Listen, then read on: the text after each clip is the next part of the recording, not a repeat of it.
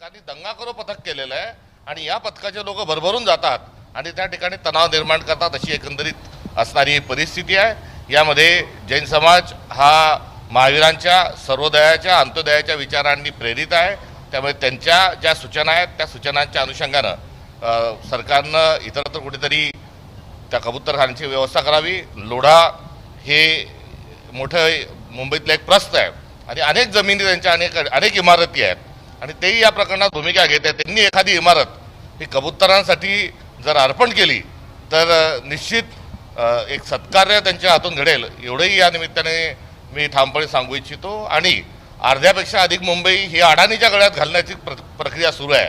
त्या अडाणींनाही कुठेतरी कबुतरखान्यांचीही व्यवस्था घ्या। नुसत्या हत्तीणीच्या संदर्भामध्ये आपण आता करून आपला भूमिका न ठेवता मुंबईच्या कबुतरांची जबाबदारी ही अंबानी अडाणींनी घ्यावी, ही या निमित्तानं आमची मागणी आहे।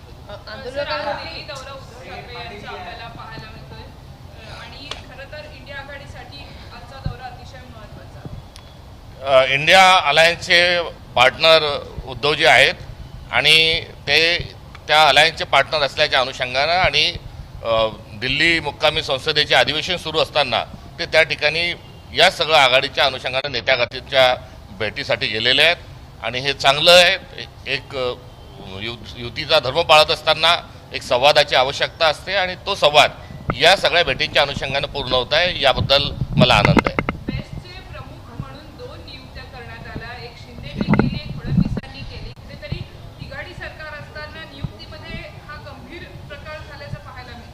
तीन तिघाडी आणि काम बिघाडी ही सरकारच्या स्थापनेपासूनच त्याची सुरुवात आहे आणि गेल्या अनेक दिवसांपासून गँग ऑफ ट्रिपल इंजिन सरकार हे असल्याचं आम्ही वारंवार म्हणत आलेलो आहे आणि या गँग ऑफ ट्रिपल इंजिन सरकारच्या माध्यमातून आता थेट स्वरूपात गँगवॉर सुरू झालेली आहे आणि या टोळी युद्धातच एका जागेवर दोन दोन नियुक्त्या हा त्याचाच एक परिणाम आहे।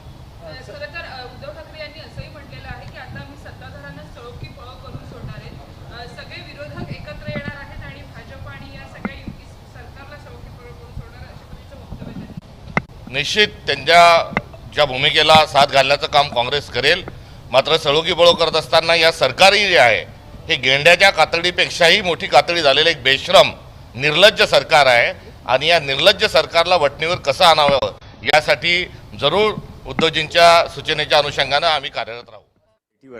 पण त्याबरोबर कबुतराने पण